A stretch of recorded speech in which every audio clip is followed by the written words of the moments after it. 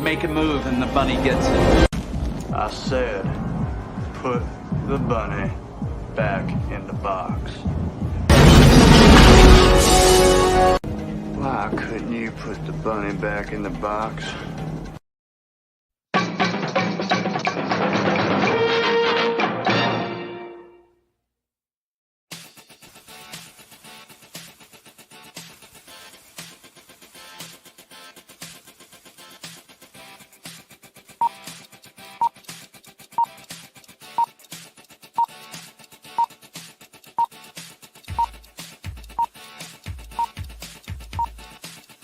It's showtime.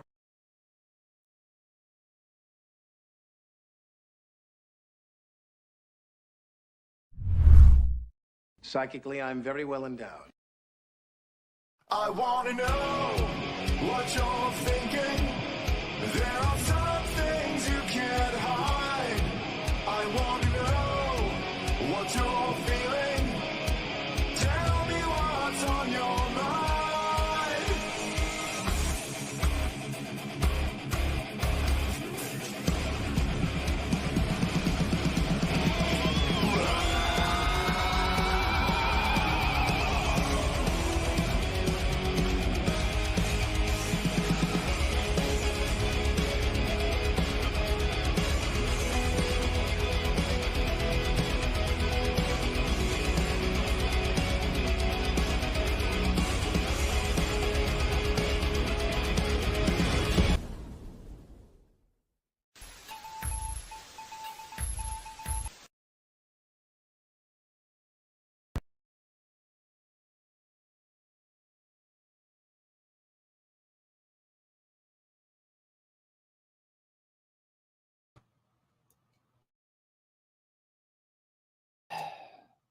Hey there, this is Cooper for Telepathic Bunny Comics.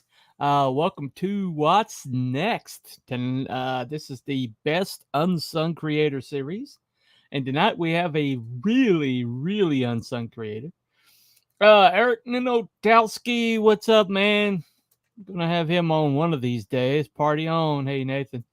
Nathan's not gonna be here. Nathan doesn't have the time to stream. He's working all the time. And I mean all the time. But it's one of the interesting things about him as a creator is he got his first boost from EVS himself. EVS was doing a what do they call that? Okay, it's when the artist like shows you all they've got. Starts with a P. Anyway. Boo, Nathan. Boo, joke. Yep. Portfolio. Okay. EVS reviewed his portfolio, and EVS like had some really warm things to say about him. And then he came back later. This shows the kind of character Nathan has. But he came back later. Portfolio is the word. Portfolio. But he came back later and with his, and showed EVS what he had like taken EVS's suggestions, and he'd improved it, right? And then EVS was very impressed with him. EVS is like, everybody needs to back this because he was funding his remaster of his first campaign, and this was the first book. Okay, now evidently he first produced a comic called Stump in 2013, and but getting like some feedback from EVS really pushed him along quite a bit. And basically he took those and he made a incredible comic. Now this book, it's kind of like EVS, okay? Not EVS, but Eddie Van Halen, EVH, okay? Eddie Van Halen. All right. Now, some people, if you get the question between Eddie Van Halen and Robert Plant, not Robert Plant, but the guitarist for Led Zeppelin, it'll come to me. Anyway, let Let me look it up real quick. Jimmy Page, right? Okay, well, Jimmy Page happens to play a lot of instruments. Jimmy Page happens to, wear a lot of hats. But then, like, but Eddie Van Halen was a guitarist. He did play some keyboard, but he's primarily a guitarist. That's what he's known for. And heck of a guitarist. But he focused in on that as being his instrument. And because of that, he was able to, come up with some of the guitar sounds and some of the philosophies that everybody else has copied ever since. Now, I use that example to this comic right here. This is like this is like like a Eddie Van Halen. This is like one of his guitars. The one with the red and the white stripes, the Frankenstrat, I think it was called. And this is kind of like Nathan Rosario's Frankenstrat. Okay, he basically took a lot of different things and put them together in a very unique way. And this is the tune he plays, this character in this world. And he focuses, he's so focused in on who this character is and the world that he inhabits that he basically has created a unique instrument. If you hear like a bunch of guitarists play, but then you hear Eddie Van Halen in the mix, even if you don't know, even if it's not listed as Eddie Van Halen, it's like when Beat It first hit the radio. And Eddie Van Halen wasn't on that album anywhere because he didn't want people to know that he played on it. He played on it kind of like as a favor, and he really, because he was like all about the rock and roll, and he didn't want people to know that he played on a pop album. Except when it came out, everybody was talking about the guitar solo, and everybody's like, "God, that sounds so much like Eddie Van Halen. That's got to be Eddie Van Halen, right?" And he finally fessed up to it after he went to a record store and then it was playing on the, because it was everywhere, and he was playing on the loudspeakers, and that guitar solo hit, it came in, and somebody kind of came up to him, sidled up to him, was like, "That's you, right? That's you, right?" And he's like, "Yeah, that's me." And so it kind of got out. Hey, he admitted it was him. And then, of course, Diamond Dallas, Diamond Dave, asshole that he is, pitched a fit about it, which is what, Eddie Van Halen expected. But when you heard him, you knew it was him, right? Because it's very distinctive, but it was like a very narrow band of creativity. He didn't play multiple instruments, outside the keyboard, but he played that guitar like nobody before, nobody since, except for maybe Wolfgang. Wolfgang sounds exactly like him. Little genes in there. But basically Nathan Rosario right here, he played, he found his Frankenstrat and he played this tune. And this is the only tune this is the only instrument he wants to play, but he plays it very, very well. Okay. And Stump happens to be a very unique character. Now, he kind of reverses it a little bit. People have like their female character, and, their female characters like, this kind of like, exploited in every conceivable way. But he has his man Stump, and Stump keeps like winding up naked. It's kind of like a running joke, because he's invulnerable, invincible. And if you're vulnerable and invincible and you keep having things happen to you, you're going to lose clothing. Okay. And that's kind of the running joke, that this big muscular guy keeps winding up naked for some reason, but it's kind of reverse of the, because everybody wants to make their females naked about everything. And Nathan kind of like has his running joke, and he does it well. But he kind of has it's similar to Superman in that Stump happens to be an individual who is alien. It's not really a secret, but he's an alien who happens to be from another planet with a higher like gravity and a more denser pull on the human body, and so he wound up being like if humanity, adjusted all these years to a higher gravity field, and he's denser, he's shorter, but he's stockier and just a muscle bound guy, and it's his first impulse is to punch it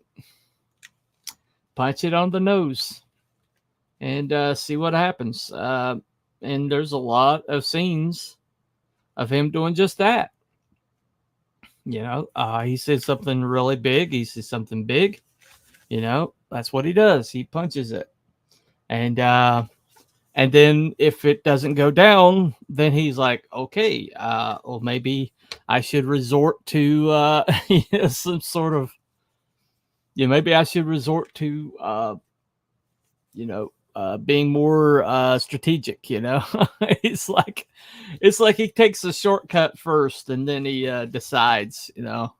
Look at the action. Look at the action on this. Like I said, Nathan plays this tune, man. He plays it so well, and there's a lot of homages all throughout this thing, and it's some beautiful. There's just some scenes in there that are just gorgeous. I mean, just absolutely gorgeous, and I mean things like that. But he has this, in the middle of this kind of like, he said that he wanted, he didn't like how like rural areas are portrayed in comics. And I'm with him on this, because most of the rural areas, I mean, most comics are drawn by urbanites. Let's face it. People that have never touched grass, especially recently. And a lot of these people have absolutely no perspective on what people in the rural areas. Hold on a second.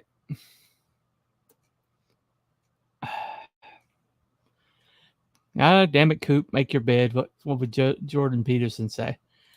I make my bed before I lay in it. Okay. That's my philosophy. You make your bed before you lay in it. Anyway, and I have read 5 rules. So yeah, Jordan would not be impressed with me. All right, but this individual, I mean, he has like all these small town characters, all these small town people, and it's amazing because I know he lives in a small town, and the reason I know that is because he gets how easygoing rural people are. Rural people they are entirely different from urbanites. Okay. Now urbanites, when you can always tell an urbanite writes somebody in a rural area because they always write them as being implicitly racist or stupid or, uneducated or, I mean, they're just disdainful. You can always tell there's disdain in the way they write rural people from rural America. And yet what he gets, and one of the reasons I love this comic book so much is because he writes rural area people like rural area people. They don't, they just don't let things bother them. Okay. They adjust a lot more easier than they do in the city. The city people they're used to a pace. City people are used to, things happening on a schedule. People, they're always like on their way somewhere, and rural area people, they know how to chill out, man. They know how to go and do nothing for a while. And they do, they go with the flow. When things happen, they adjust and they go with it. And that's just the way they are. And he writes rural people like rural people. And the superhero that he's got here would hate to be you call him the superhero. He kind of hates the whole concept of being people thinking he's a superhero. But he's basically a superhero. He just he thinks he's normal. From his planet, he's normal. Kind of like Superman in a way. If you want to know what Nathan Rosario looks like, I'm pretty sure that's Nathan right there. A podcaster who is kind of like a conspiracy theorist. I'm pretty sure that's Nathan right there. I don't have confirmation. But this first book, he says on Stump 3, which he's currently working on, that he'll have this available. And Stump 2. But this first book is just really solid. And you can tell he's not quite where he wants to be yet. But he's moved along, moved further down the road. It's a delightful origin story, but it is a little wordy. It does have some exposition dumps in it. But it's such an enjoyable character and such an enjoyable group of people to be with. And so for this first book, I'm going to give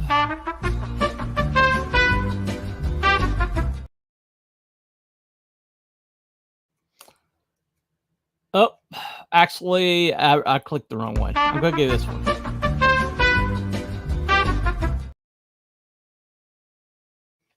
Sorry, Nathan, I can't quite give you a 6. 6 is another level, but this is a very good first book. Very enjoyable first book. And I recommend it. Highly recommend this book. Unfortunately, because it's not currently available, I can't point people in the direction of where to get it. So I can't quite give it a 6, even though it's a very excellent book. Okay. Now, book 2. It's a little thicker, a little longer down the road. This community that Stump is a part of is more fleshed out. Has more. But I mean, look at this right here. Look at that.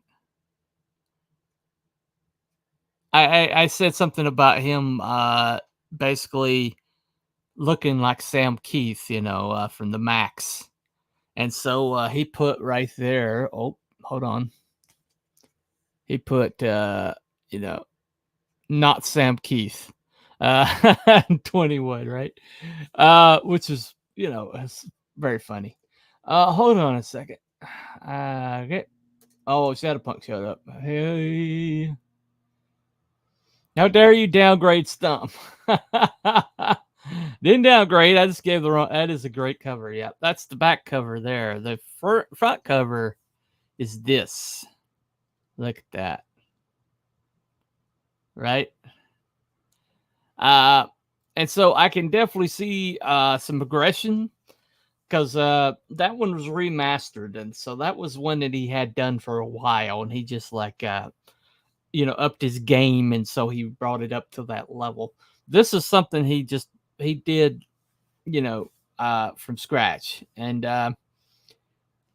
this one, I mean, look at the creature design. Look at this. And there's Stump, Stump's, philosophy is you punch it. And if it stays up, then you need to deal with it. And so, I mean, look at the creature design on this. Just incredible creature design. But it still has that kind of cyberpunk aesthetic, I mean, really, really clever stuff.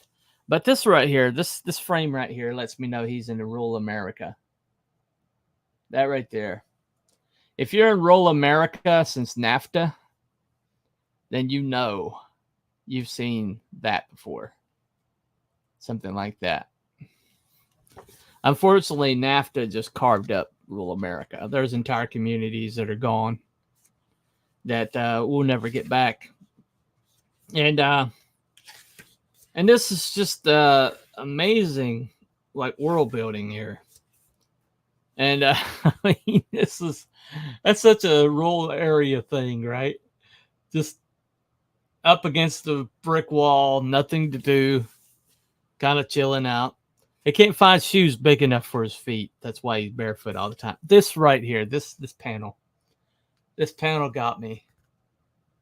You only see that in rural America. Tree growing out of a car. That is just, I mean, he had to have seen that somewhere. He had to. And because, you know, that's something that you're only going to find in rural America. And here's a really, really cool homage. See if you recognize this. Look at that. Think about it. Well, that's a scene from Kingdom Come. Superman carrying a tractor with one arm. Hold on a second. But NAFTA brought jobs to America. No, that reminds me of The Incredibles. Yeah. Yeah, he's kind of got some Mr. Incredible vibes here. But look at this right here. This is like a dream world or something. And it's got this great sense of humor, okay? So she blindsides him, right? And he kind of just bounces off, right? And he's just like, what are you beating on me? You know? So she's like pounding on him. And he only stops her so she won't hurt herself. Because that's just the way he is, you know? He's like, he's not like, you know, I'm offended that you're beating on me. He's like, stop doing it. You're going to hurt yourself, you know? He's just like, it's just a great character. It's just the great, like, laconic character. And once again, that creature design is just amazing. I mean, look at that right there. I mean, it's just, I mean, this transformation here. Look at that.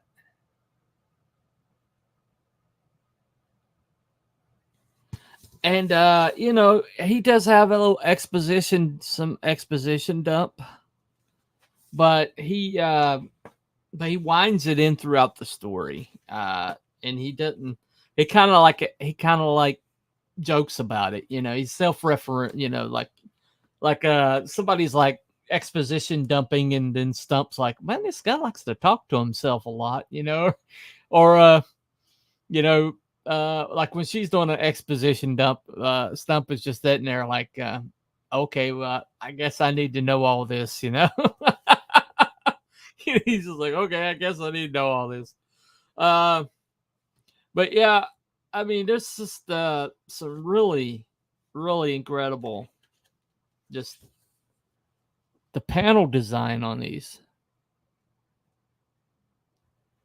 I mean, even just the slight overlap right there between and the panel barrier, and it's just a fluidity. And his action, I mean, look at that. You feel that thump, okay? I mean, you kind of like it really and his colors are just very subtle, but he has some beautiful, beautiful panels here. And I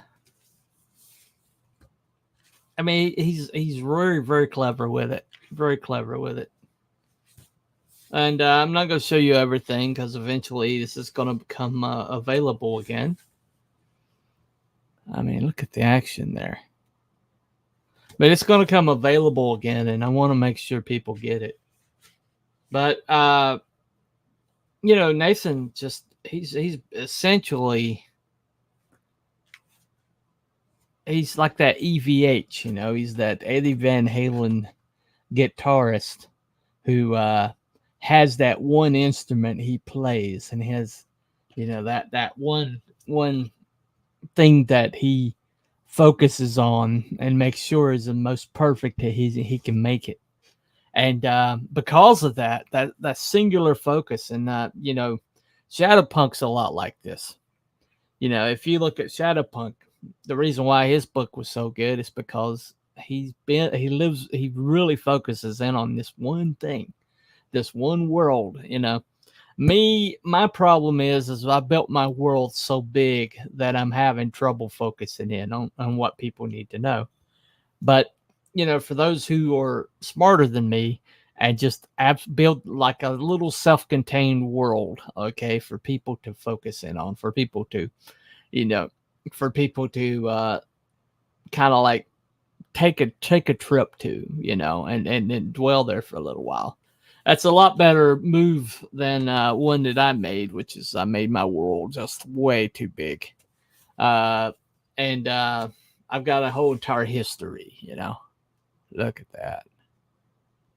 Look at this action. It's just incredible action. And once again, Stump loses his shirt. I mean, it's just a great character, just a great world, just a great premise. That rural area, you just don't find many comics that are set in rural areas, or at least written by people who live in rural areas and understand the kind of like the world gone by kind of like elegance. When you live in a rural area, you drive by a lot of things that you drive by old storefronts that used to serve a community, that were killed by bigger cities happening or growing up nearby, or NAFTA, take your pick. But you drive by these old houses located out in the middle of nowhere because people used to live on these gigantic parcels of land. And once they die, those parcels of land go to like grandchildren or children who are not even in the state anymore. And so they just get left there. They have a for sale sign on them or whatever, but they just, in there's like a near me. I don't know what this is about, but like driving down the road, there's this, it looks like a 6 or 7 bay garage. And it's like, there's nothing near there. There's no buildings or anything near there. And it's like, what is this for?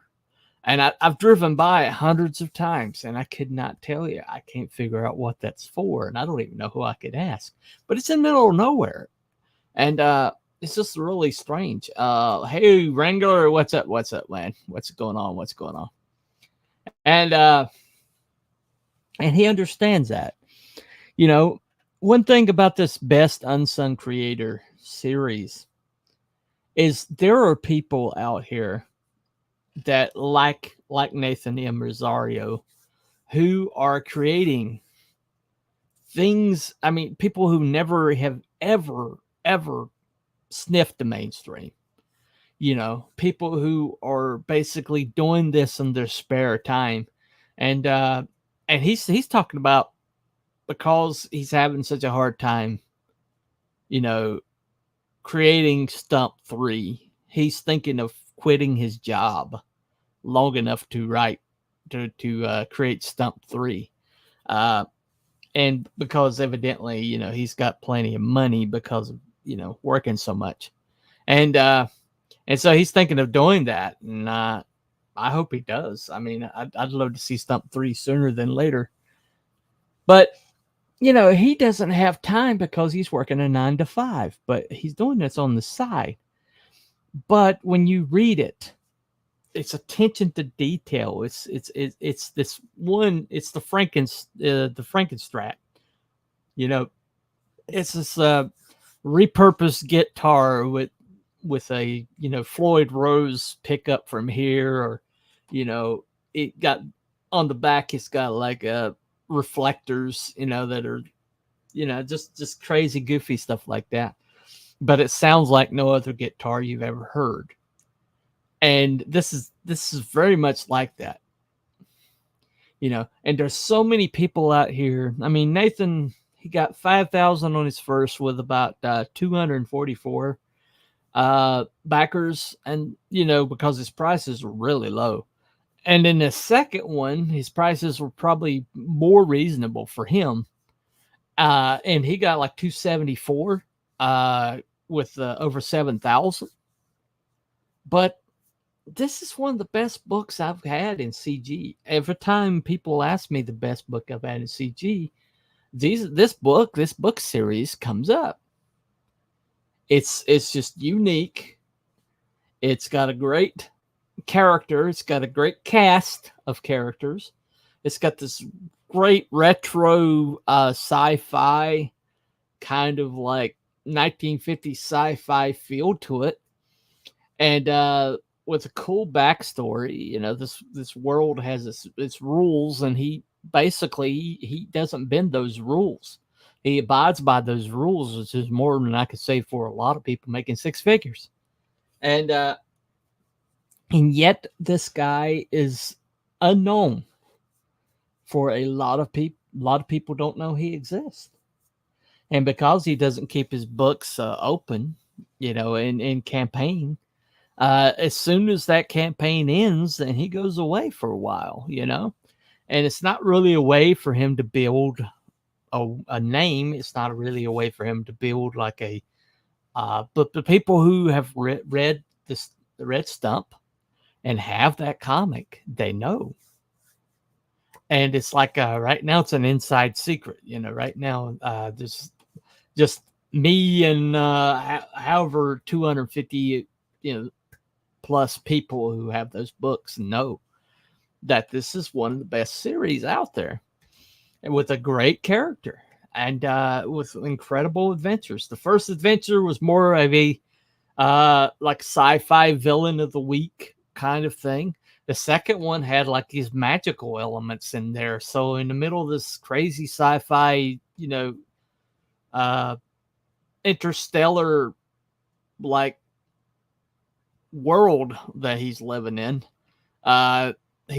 some ancient magic gets shoved in from Earth's history, and he winds up going up against a magical creature. And it's just right in the middle of that. And there's this one moment where he's like, let me find this frame right quick. But let's see. I know exactly where it's at. And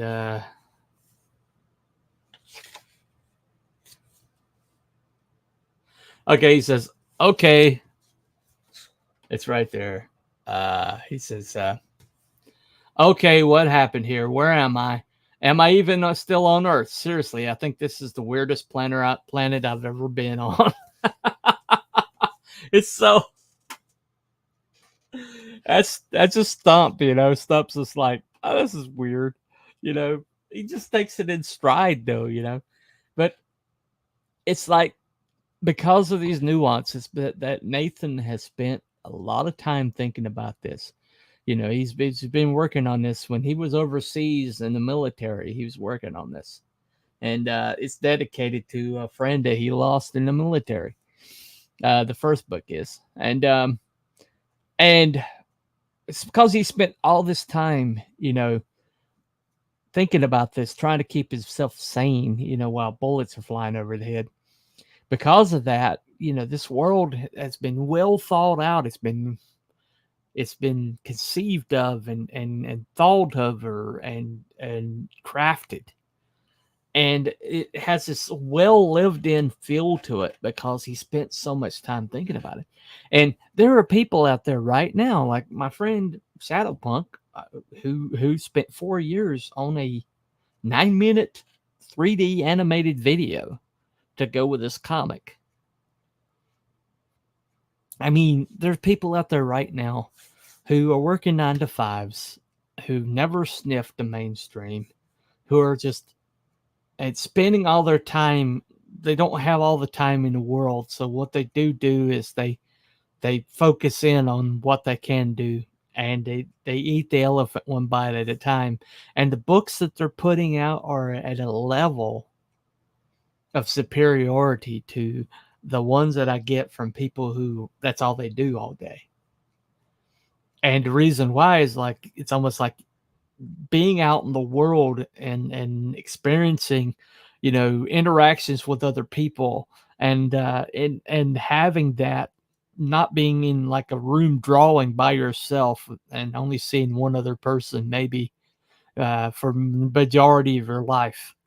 You know, creations creation happens while you're in media res. Me in media res means while you're in route, where you're passing through. And the best creation happens when you're like out in the world, interacting with people, interacting with the world, and have a realistic idea of how world works. And when you read books made from people like that, that's why it's so exciting to me. So many of these creators that are like unsung, and yet I read their stuff, and their stuff is here, and it's so much better than anything I've gotten into mainstream in decades. And these people, they're under 10K, and so the people haven't discovered them yet, and yet here we are. Okay. Mamas, don't let your babies grow up to be artists. It's a crazy grind, right? Exactly. And yeah, that's why I think what's next is going to come from this group of people. I think the next IP that's going to capture imaginations is going to come from somebody from this class, from this group of people under 10K, working 9-to-5 jobs who had, don't have the exposure yet. But I've got other guys that I'm going to bring up later on that the reason why I'm late, reason I'm doing it on a Friday night is because one of them never got back to me. And I'm hoping he does, because he's got a hell of a series, that incredible comic series called Perfect 10. And that's why I waited so long. And then I was like, I want to do Nathan anyway, and Nathan won't be able to make it on, so I don't have to schedule with him because he doesn't stream. And so I asked Nathan, I was like, I plan on doing this anyway. Would you mind if I, talked about Stump? And he's like, oh yeah, please do. And that's when he told me he's thinking about quitting his job so he can finish Stump 3. But CG is fragmented like crazy. Yeah, it is. It is. But there are like pockets. There's pockets of in like this particular group of people who are creating incredible things. Shadow Sentry, as soon as I can get Eric Ninotowski on Shadow Sentry, he was here earlier. But that book, these people are obsessed with 90s style, and then, the latest John Malin came out, and people were talking about, I've seen several reviews, and they seem to be a consensus out there from people who aren't like blowing smoke at him, that the book is, poorly edited and too wordy and too obsessed with the visual. And then you got Eric Ninotowski over here, who I don't think has made anywhere near John Malin. And yet I've gotten 2 books from him, got third on the way. And both of those books, a deep lore, incredible art, incredible action, and interesting characters. Way interesting than anything I've ever gotten from Malin. And yet this guy has yet to like really getting the big numbers that he deserves. And here we are, we're on the ground floor with this. Shadow Sentry confirmed. Shadow Sentry is insane in the membrane. It really is. Company Men. made by this guy in Australia. And that book is a nonstop thrill ride. Incredible book. I can't wait to see the second book. He spent he basically, things happened economically that changed in his world, and he basically had to spend a whole year away from his family doing work to try to to bring in the bacon, which has slowed him down. But when that book comes out, that's going to be incredible. A book called The Embrace, Dean James and Michael Oden. It's going to be an amazing book. The first one, Embrace, the first Embrace, it's got probably the best, most interesting character power set in all this side of the internet. Called The Embrace is the name of the book. And it's basically a man with a super suit made of a ghost. Doesn't that sound cool? That sounds cool. Popularity sells comics, and then quality, yes. But as the popularity is starting to wane, as people are starting to get sick of the constant drama and getting books that aren't delivering on the promise, I think that this strata of people that I'm pushing right now on this book, on the show, I think this strata of people are going to start getting some traction, and I can't wait for it to happen. I'm so happy to be introducing these people to this community as a whole that doesn't know they exist. Outside of All Caps, outside of 9 Lives, outside of whatever John Malin is, and outside of these guys, there's this whole group of people who have basically I can't do this all day, that are doing the best they can, that are putting out some of the best comics I've ever read, and it just comes from a place of purity. It comes from a place of heart. It comes from a place of, they're under 10K. They're not doing this for a living. They're doing it because there's love there. They don't have big YouTube super chat, torrents to keep them afloat and build their mansions or do whatever. They're doing this because they love the comics, they love the art form, and they love these stories they have to tell, and the love is there when you read this stuff. When I read Stump, when I read this, I read a character that's beloved, that's adored. I mean, look at this cover right here.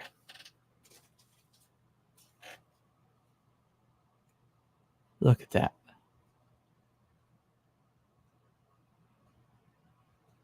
That's somebody who loves his character and has thought about everything. Maybe why he's doing all this endless work that keeps him from streaming.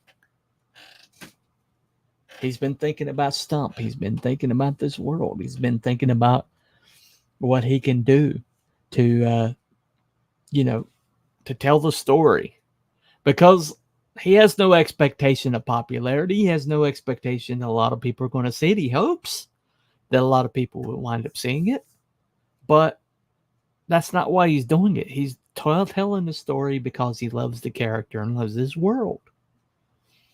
And that's what's going to change comics. That's what's going to save comics. That's what's next, is people who are just doing it for the love. This popularity contest is coming to an end. People are going to have to start producing good comics to keep their place in the order of, the order of and people, as their money is running out, they're going to start looking for books that meet a criterion, that meet a level. And Husko never ends. No, it doesn't. It doesn't. No. And somebody like Nathan Rosario, who can't go on endless streams, he can't build the following like he's supposed to, according to the model that we've been given.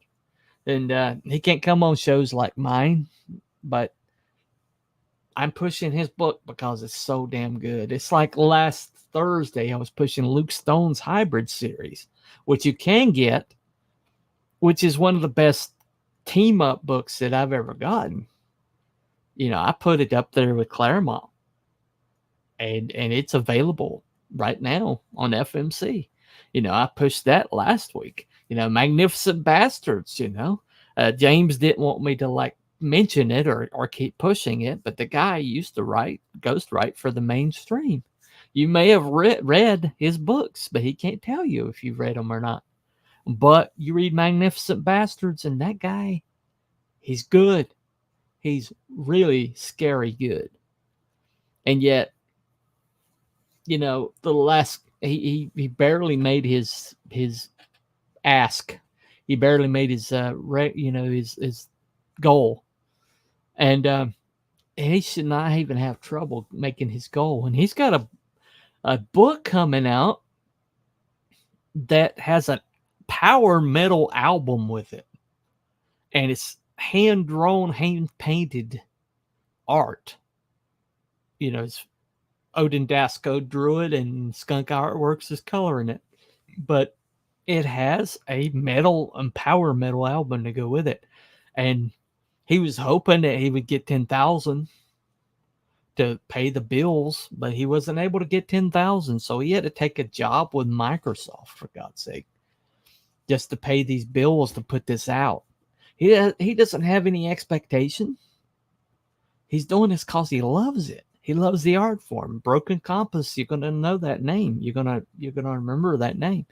They're gonna put out some incredible stuff. But right now, they're all working 9 to 5s to pay for it. But they're pushing the envelope, man. They're doing something unique in this space. I did Shadowpunk. That book right now, that book is my pinnacle. One of the best books I've ever read. It literally staggered me how good it was. Hey, Mr. Good Stuff. Hi, what's up, dude? Make sure you visit his channel. He's launching his company tomorrow night. But all these guys that I've did as best unsung creators is I got a really bad book that everybody pushed that was over 6 figures, and I've been waiting for almost 4 years, and it wasn't good. Except for the art. The art was incredible. You could tell that guy spent hours and hours and hours and hours on his art. Incredible art. Intricate art. The story sucked. It was basic storytelling.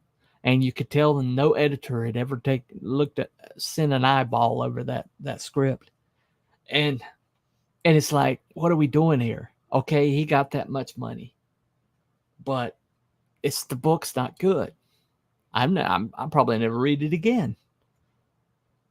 But this, I went looking for it earlier, and I couldn't find it.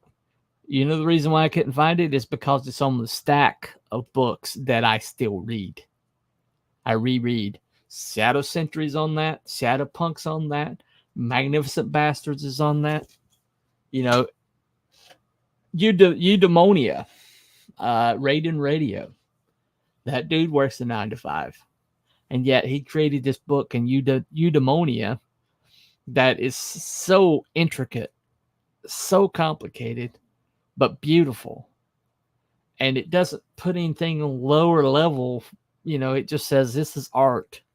And I can read that 30 times and come up with 30 different things.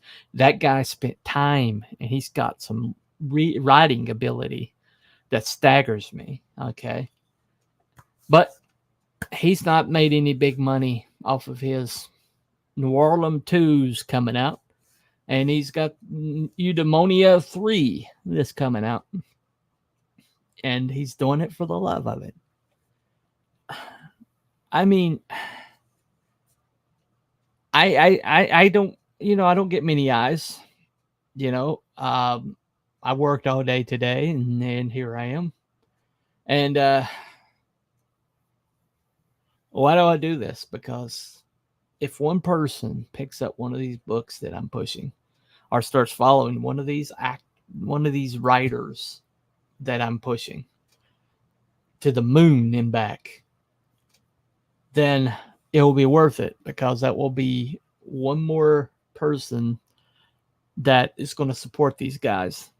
And they deserve all the support in the world.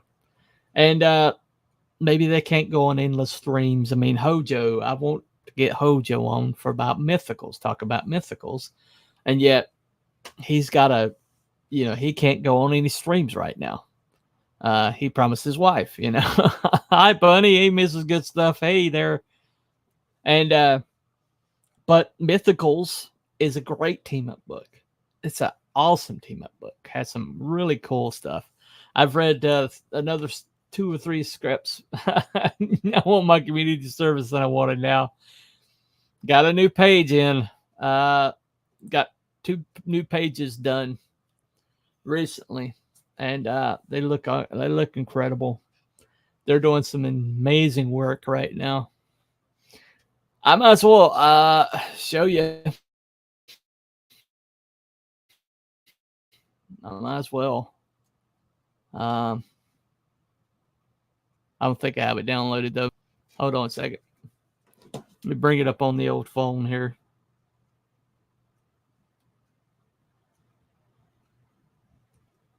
One second.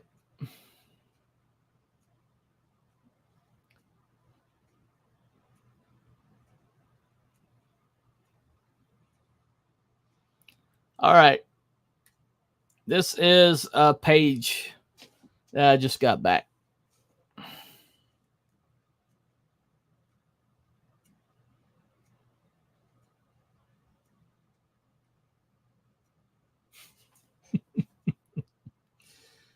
Yep.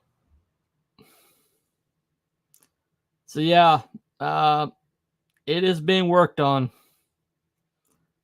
Here's another page. It is being worked on. It's not a lot of action in that, but it's really got some powerful stuff in it. This dude right here. This dude right here. Well, he's a nut. You're gonna enjoy him. And then this dude right here. There you go. It's the first time Deadeye 2 is you're gonna see him. But so yeah, we're working on it. It's getting there. Not as fast as I would want to, but it's getting there. Are you gonna post them soon? Well, we still got a few pages to go, less than 10 to go, and maybe more. I don't know. The story, I kind of finally figured out the way forward, and I'm gonna. Interestingly enough, I didn't really sure what my focus was going to be, but then the assassination attempt happened the other day, and suddenly I knew the focus for the rest of the comic, and right now I'm making an adjustment because there is an assassination attempt in my comic, and it's suddenly I'm like something that was an event that happened to move the plot along, but now it's become the focus for that first book, and it's really organic. I'm looking into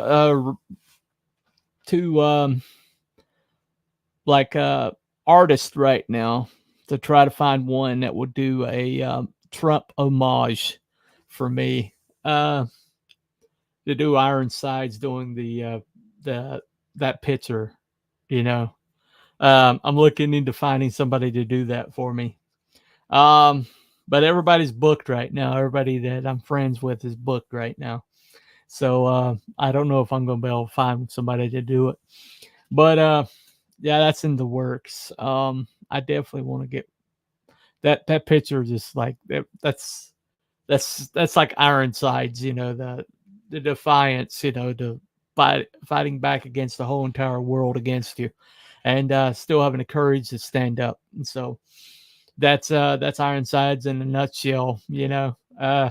So maybe Trump inspired me a little bit on the rest of my comic, and I'm probably going to use that image. I'm probably going to use that particular incident to promote my comic uh, for the next couple months. Hey, something falls in your lap like that. I've been waiting for something to kind of like inspire me, and that inspired the crap out of me. I think it inspired a lot of Americans. You just don't see that kind of raw leadership, that kind of like inspirational, balls like that in every day. Not in my lifetime have I ever seen anybody do something like that. Maybe Carrie Strug landing on one foot to win the gold medal at the Olympics is maybe the only other one I can think of right off the top of my head where I watched somebody do something so incredible that you couldn't script it better. Every once in a while it's like something happens in this world and you're like, somebody wrote the script. Somebody wrote that in the script, because it's just too damn perfect. And so I'm gonna go with it. I'm gonna run with it. But that's in the works. That's in the works right now. That's gonna happen next couple weeks or something like that. Just as soon as I find a artist that has some time on their hands. I may have to pay more than I normally have, and that may slow down my production. But that you got to strike while the iron's hot, and that's a hot iron right now, man. But anyway, so Nathan Rosario, I hope he can get Stump 3 out, and I hope he does a catch-up tier. And if he does, make sure you guys get it. Support this man. Let him do this full time because he's an amazing, amazing artist. Amazing creation. Stump is. That's his Frankenstrat. That's his Frankenstrat, and he plays that thing like nobody. And there's something to be said for that narrow focus. Shadowpunk's got it. Nathan Rosario's got it. If you find that tune, if you find that instrument that you can play well, play it till your fingers fall off. Okay. And so I'm hoping he can do that. He can get that out to us real soon. Fingers crossed, man. We need something like that. We need something like that in our world. Anyway, so thank you all for coming. Thank you all for the chat that has showed up. Mr. and Mrs. Good Stuff, I'm sorry, guys. I'm going to promote your thing tomorrow night.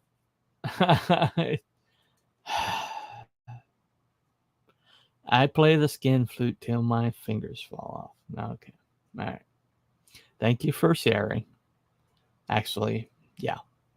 I should never even highlighted that. Anyway, but thank you all for coming. I appreciate it. I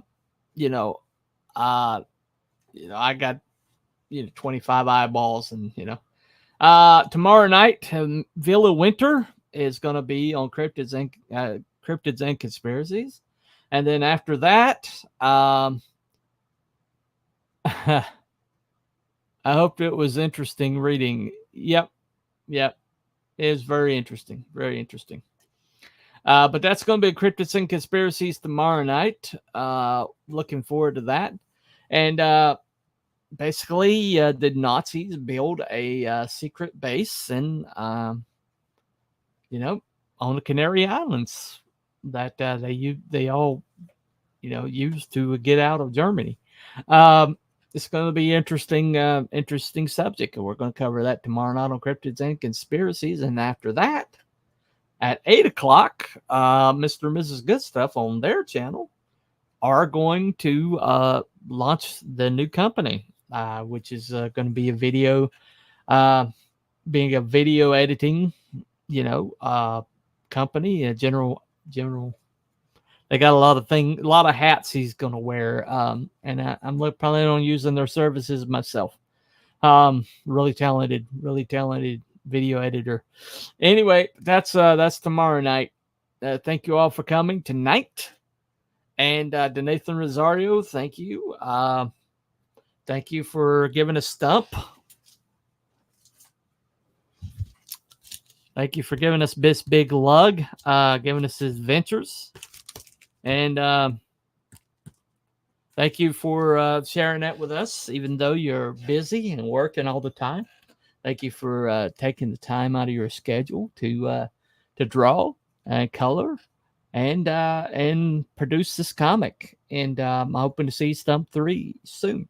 And for everybody else, look under 10K. Check out campaigns under 10K, especially on Fund My Comic. There's a lot of good ones on Fund My Comic right now, so go ahead and check that one out. And I can't push that website hard enough. I really can't. It's the way of the future. That thing's going to take off. It's going to take off. I'm telling you now, it's the way of the future. Get on that website. Anyway, thank you all for coming, and we will see you next time on Cryptids and Conspiracies tomorrow night. And y'all have a very good night, and follow the White Rabbit. Bye, everybody.